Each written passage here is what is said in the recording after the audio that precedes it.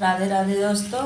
आज भोले बाबा की हड़ताल का तीज है। अब आप ना हड़ताल का तीज व्रत की कथा सुनिए। मैं सुनाने जा रही हूँ और देखिए, दर्शन कीजिए। भोले बाबा की जय, भोले भंडारी की जय हो। पूजा चल रही है, पूजा हो चुकी है। अब हम कथा सुनाने जा रहे हैं भोले बाबा का। आप दर्शन कीजिए। जय श्री गणेश, जय श्री गणेश, जय श्री गणेश, जय श्री गणेश बाबा की जय। अम्बे गौरी मैया की जय, देवादेव महापत महादेव की जय। जय हो। जय शाम हो गई है। जय। पानी बरस रहा है, पानी की बारिश हो रही है। और आप दर्शन कीजिए भोले बाबा का। और मैं कथा सुनाती हूँ, सुनिए और बढ़िया दर्शन कीजिए। माता भी बैठी हैं और आप दर्शन कीजिए बढ़िया से। माता रानी का भी ये बैठी, माता रानी, ये गणेश जी हैं, ये नंदीश्वर जी बैठे हैं, ये नंदी बाबा बैठे हैं। आप दर्शन कर लीजिए। जय जय भोले भंडारी बाबा, जय भोले भंडारी। जय पार्वती मैया हैं, इधर से देखिए, इधर से। जय पार्वती मैया का दर्शन कीजिए। ये फुलेरा बंधा हुआ है। जय भोले भंडारी बाबा, जय भोले भंडारी। जय भोले भंडारी बाबा, जय भोले भंडारी। जय भोले भंडारी बाबा, जय भोले भंडारी। जय भोले भंडारी बाबा, जय भोले भंडारी। जय भोले भंडारी बाबा, जय भोले भंडारी। जय भोले भंडारी। जय हो महापत महादेव की जय। हड़ताल का व्रत तीज की जय हो। सुनिए। राधे राधे दोस्तों, आप सब कोई सुनिए और मैं सुंदर सा हड़ताल का तीज का व्रत कथा सुनाने जा रही हूँ। सुनिएगा, बहुत ही पावन पवित्र है। श्री परम पावन भूम कैलाश पर्वत पर विशाल बट वृक्ष के नीचे भगवान शिव जी पार्वती सहित गणों सहित बाघंबर पर विराजमान थे। भगवान वीरभद्र सिंह, नृसिंह, नंदी आदि सभी अपने अपने पैरों पर सदाशिव के दरबार पर शोभा बढ़ा रहे थे। गंधर्वगण, किन्नर, ऋषि हर भगवान की विविधा अनुष्टुप छंदों में स्तुत स्वर आलापों के वाद्यों से संलग्न थे। उसी शुभ अवसर पर महारानी पार्वती जी ने भगवान शिव जी के दोनों हाथ जोड़कर प्रश्न किया कि हे महेश्वर, हे स्वामी, हे प्रभु, हे देवाधिदेव महादेव भोलेनाथ, मेरे बड़े सौभाग्य है जो मैंने आप सरी का अर्धांगिनी पति का वर्ण किया है। क्या मैं जान सकती हूँ कि मैंने कौन सा यह पुण्य अर्जन किया है? हे अंतर्यामी, आप अंतर्यामी हैं। मुझ दासी का को वर्णन करके बताने की कृपा करें। मुझ दासी को बताने की कृपा करें। और महारानी पार्वती जी की ऐसी प्रार्थना सुनने पर शिव जी बोले कि हे वरान्य, तुमने अति उत्तम पुण्य का संग्रह किया था जिससे मुझे प्राप्त किया है। यह व्रत गुप्त व्रत है, पर तुम्हारे पर प्रकट करता हूँ। यह है कि भाद्र मास के शुक्ल पक्ष की तीज का व्रत हरतालिका व्रत के नाम से प्रसिद्ध है। यह व्रत जैसे तारागणों में चंद्रमा, नवग्रहों में सूर्य, वर्णों में ब्राह्मण, देवताओं में गंगा, पुराणों में महाभारत, वेदों में सोम, इंद्रियों में मन, ऐसा यह व्रत श्रेष्ठ है। जो तीज हस्त नक्षत्र पड़े वह और भी महान पुण्यदायक होती है। ऐसा सुनकर पार्वती जी ने कहा कि हे महेश्वर, मैंने कब और कैसे यह तीजा व्रत किया था, विस्तार के साथ श्रवण करने की इच्छा है। इतना सुनकर भगवान शंकर बोले कि भगवान उमा, भारतवर्ष के उत्तर में हिमालय श्रेष्ठ पर्वत है, उसके राजा का नाम हिमांचल है। वहाँ तुम भागवती रानी मैना से उत्पन्न हुई थी। तुमने बाल्यकाल में ही मेरी आराधना करना प्रारंभ कर दिया था। कुछ उम्र बढ़ने पर तुमने हिमालय के दुर्गम गुफाओं में जाकर सहेली सहित मुझे पाने हेतु तप आरंभ किया था। तुमने ग्रीष्म ऋतु में बाहर चट्टानों पर आसन लगाकर तप किया, वर्षा ऋतु में बाहर पानी में तप किया, हिम ऋतु में पानी में खड़े होकर मेरे ध्यान में संलग्न रही। इस प्रकार 6 ऋतुओं में तपस्या करने पर भी जब मेरे दर्शन न मिले, तब तुमने ऊर्ध्वमुख होकर केवल वायु सेवन कर फिर वृक्षों के सूखे पत्ते खाकर इस शरीर को क्षीण किया। ऐसी तपस्या में लीन देखकर महाराज हिमांचल को अति चिंता हुई और तुम्हारे विवाह हेतु चिंता करने लगे। इसी शुभ अवसर पर महर्षि देव ऋषि नारद जी उपस्थित हुए। राजा ने अति हर्ष के साथ महाराज का स्वागत किया और उपस्थित होने का कारण जानने के इच्छुक हुए। नारद जी ने कहा, हे राजन, मैं भगवान विष्णु का भेजा हुआ आया हूँ। मैं चाहता हूँ कि आपकी सुंदर कन्या को के योग्य वर प्राप्त हो। सो वैकुंठ निवासी शेषशय्या, भगवान ने आपकी कन्या का वरण स्वीकार किया है, क्या आपको स्वीकार है? राजा हिमाचल ने कहा, महाराज, मेरे सौभाग्य है जो मेरी कन्या का विवाह श्री विष्णु भगवान ने स्वीकार किया है। मैं बस ही उन्हें अपनी कन्या उमा का वरदान कन्यादान करूंगा। यह सुनिश्चित हो जाने पर नारद जी वैकुंठ पहुंचकर श्री हरि विष्णु भगवान को पार्वती जी के विवाह का पूर्ण होना सुनाया। इधर महाराज हिमाचल ने वन में जाकर पहुंचकर पार्वती जी को भगवान विष्णु से विवाह होने का निश्चय जो हो चुका था वह सुनाया। सुनते ही पार्वती जी को महान दुख प्राप्त हुआ। वह उस दुख से पार्वती जी तुम विहल होकर अपनी सखी के पास जाकर विलाप करने लगी, तो तुम्हारा विलाप देकर सखी ने तुम्हारी इच्छा जानकर कहा, देवी, मैं तुम्हें ऐसी गुफा में तपस्या करने के लिए ले चलूंगी जहां महाराज हिमाचल वहां पहुंच नहीं पाएंगे। ऐसा कहकर सहेली उमा सहित हिमालय की गहन गुफा में विलीन हो गई। तब महाराज हिमाचल घबराकर पार्वती जी को ढूंढते हुए विलाप करने लगे कि मैंने विष्णु जी को वचन दिया है, वह कैसे पूर्ण होगा। ऐसा कहकर मूर्छित हो गए। तब सभी पूर्ववासियों को साथ लेकर ढूंढने को महाराज जी पदार्पण कर ऐसी चिंता करने लगे कि क्या मेरी कन्या को कोई बाघ खा गया है, या सर्प ने डस लिया है, या कोई राक्षस ने हरण कर ले गया है। उस समय तुम अपनी सहेली के साथ गहन गुफा में पहुंचकर बिना जल अन्न के मेरे व्रत को प्रारंभ करके नदी के बालू को से लिंग स्थापित करके शिवलिंग का विधिपूर्वक पुष्प पत्रों से पूजन करने लगी। उसी दिन भाद्र मास पक्ष की शुक्ल पक्ष की भाद्र मास की तृतीया शुक्ल पक्ष हस्त नक्षत्र प्राप्त थी। मेरी पूजा के फलस्वरूप से तुम्हारी पूजा के फलस्वरूप से मेरा सिंहासन हिल उठा। मैंने तुम्हें दर्शन दिया और तुमसे कहा कि देवी, मैं तुम्हारे व्रत और पूजन से प्रसन्न हूँ। तुम अपनी कामना को मुझसे वर्णन करो। तुमने इतना सुनकर तुमने लज्जित भाव से प्रार्थना की कि आप अंतर्यामी हैं, मेरे मन के भाव को आप से छुपे नहीं हैं। आपके पति रूप में मैं चाहती हूँ। इतना सुनकर मैंने तुम्हें एक मस्त इच्छित पूर्ण वरदान देकर अंतर ध्यान हो गया। इसके बाद तुम्हारे पिता हिमाचल मंत्रियों से ढूंढते ढूंढते नदी के तट पर मारे शोक से मूर्छित होकर गिर पड़े थे।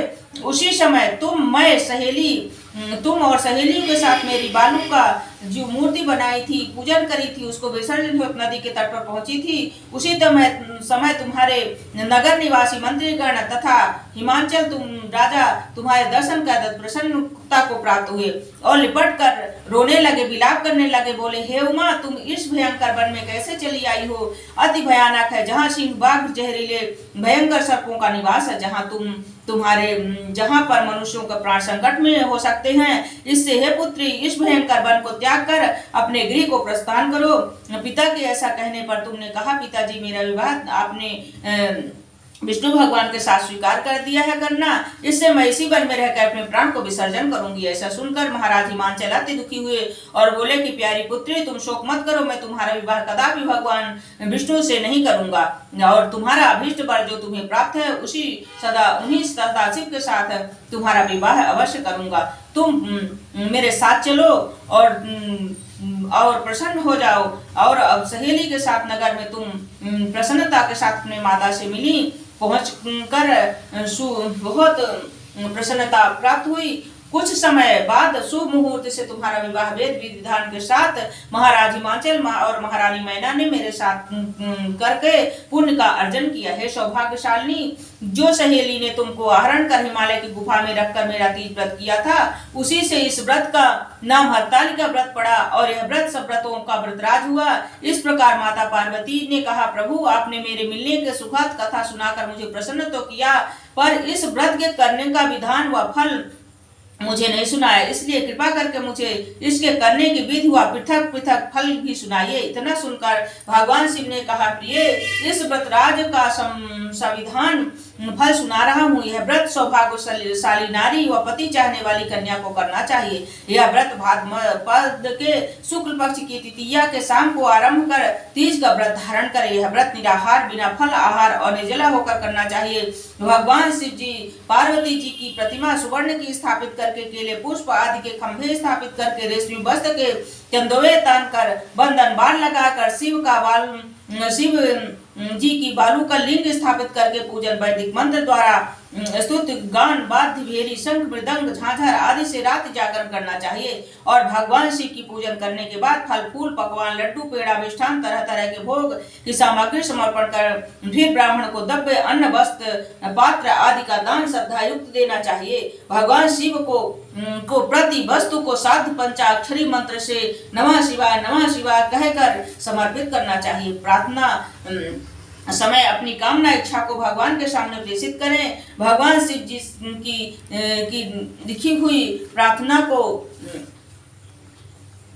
प्रेम पूर्वक और भाव पूर्वक करना चाहिए और माता की ही प्रार्थना करना चाहिए। ये जय जग माता मेरी भाग्य विधाता, तुम हो पार्वती शिव प्यारी, तुम नंदी तुम दाता नंदी त्रिपुरारी, सती संतों के रेख तुम्हारी, जय हो आनंद दाता। जय जग माता मेरी भाग्य विधाता, इच्छित वर मैं तुमसे पाऊं, भूल चूक को दुख न उठाऊं, भाव भक्ति हो तुमसे पाऊं, कर दो पूर्ण दाता। जय जग माता मेरी भाग्य विधाता। प्रार्थना बाद पुष्पों के दोनों हाथों से लेकर पुष्पांजलि समर्पित करें। फिर चतुर्थी को शिवलिंग किसी नदी या तालाब में विसर्जन करें। फिर 3 ब्राह्मणों को भोजन करा के दक्षिणा देवें। फिर इस प्रकार व्रत पूर्ण करने से नारी सौभाग्यवती होती है और धन व पत्रों से सुखी जीवन व्यतीत करती है। कन्या को व्रत करने से कुलीन विद्वान धनवान वर की प्राप्त होने का सौभाग्य प्राप्त होता है। हे देवी, जो सौभाग्यवती नारी इस व्रत को नहीं धारण करती वह बार बार वैधव्य और पुत्र शोक को प्राप्त होती है। जो नारी तृतीया व्रत के दिन रहकर चोरी से अन्न खाती है वह शुक्री का जन्म पाती है। जो फल खाती है वह बदरिया की योनि को प्राप्त होती है। जो जल पीती है जोग का जन्म लेती है। जो दूध पीती है वह सर्पणी का जन्म ग्रहण करती है। जो नारी मांस खाती है व्याघ्नि होती है। जो दही खाती है बिल्ली का जन्म पाती है और जो मिठाई खाती है चींटी के जन्म को धारण करती है। जो सब चीजें खाती है मक्खी का जन्म लेती है।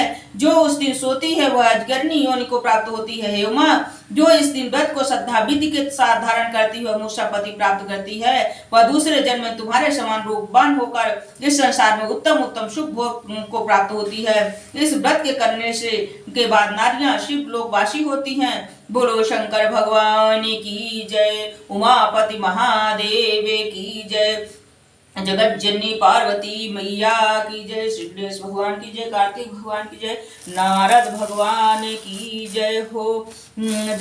नमामि शिवीशान निर्वाण रूपम विभुम व्यापकम ब्रह्म वेदम स्वरूपम निजम निर्गुणम निर्विकल्पम निरीहम चिताकाशम आकाशवासम भरेयम निराकार ओंकार मूलम तुरीयम गिराज्ञान गोतीतमीशम गिरीशम करालम महाकाल कालम कृपालम गुणागार संसार पारम नतो तुषारादि शंकाश गौरम गंभीरम मनोभूति कोटिम प्रभासी शरीरम स्फोरिकलोलिनी चारुंगल सद्बाल बालेन्द्र कंठे भुजंगा चरत्र कुंडलम उष्णेत्रम विशालम प्रसन्नानाम नीलकंठम दयालम मृगाधीश चर्मम परम मुंडमालम प्रियम शंकरम सर्वनाथम भजामि प्रचंडम प्रकृष्टम पगल्लम परेशम अखंडमजम भानुकोटिम प्रकाशम त्रयशूल निर्मूलम शूलपाणि भजेहम भवानी पति भावगम्यम कलातीत कल्याण कल्पांतकारी सदा सज्जिदानंद दाता पुरारी चेतानंद संदो मोहोपहारी प्रसीदे प्रसीदे प्रभो मन्मथारी नयावादुमानाथ पादारविंदे भजन्ते लोके परेवा नारायणम नतातु सुखम शांति संतापनाशम प्रसीदे प्रभो सर्वभूतादिवासम न जानामि योगम जपम ज्ञान पूजा न तोहम सदा सर्वदा संभुतुभ्यम जराजन्म दुःखयोक्तात्मानं प्रभं पाह्यापान मामे शंभो रुद्राश्रमं प्रोक्ते विप्रेण तोष पठन्ति नरा भक्तायां तेषां संप्रसिद्धे तुम्हें माता चपता तुम्हें तुम्हें बंधु सुखा तुम्हें विद्यारण्यं तुम्हें सर्वं मम देव कर्पूर गौरम करुणावतारम संसार सारम भुजगेन्द्रहारं सदा वसन्तं हृदयारविन्दे भवं भवाय चैतन्यं नमामि गुरु ब्रह्मा गुरु विष्णु गुरुदेवो महेश्वरः गुरु साक्षात् परब्रह्म तस्मै श्री गुरुवे नमः। जय हो जय हो प्रभु परमात्मा की जय हो। श्री राम जय जय राम श्री राम जय जय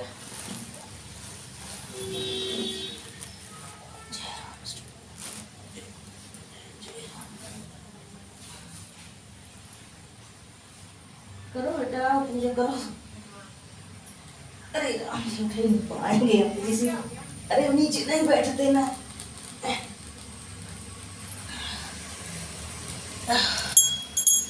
ओम जय शिव ओंकारा जय शिव ओंकारा ब्रह्मा विष्णु सदा शिवरतानंदा। ओम जय शिव ओंकारा पंचानन राधे हंसा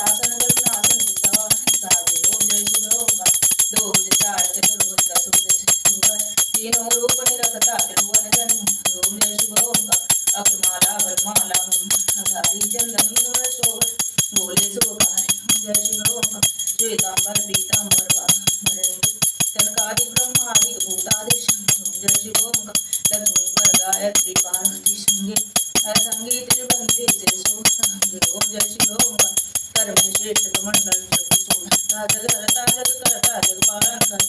ओम जय शिव ओंकार ब्रह्मा विश्वदास विवेका प्रणवाक्षर में शोभित तीनों एका। जय शिव ओंकार काशी में विश्वनाथ विराजे नंदाचारी त्रिपुट भोग लगावे महिमा तिहारी। ओम जय शिव ओंकार त्रिगुण स्वामी जी की आरती जो कोई लगावे। काद शिवानंद स्वामी भज हरिहर स्वामी सुख संपत्ति पावे। ओम जय शिव ओंकार कर्पूर गौरम करुणावतारम संसार सारम भुजगेन्द्र सदा संतम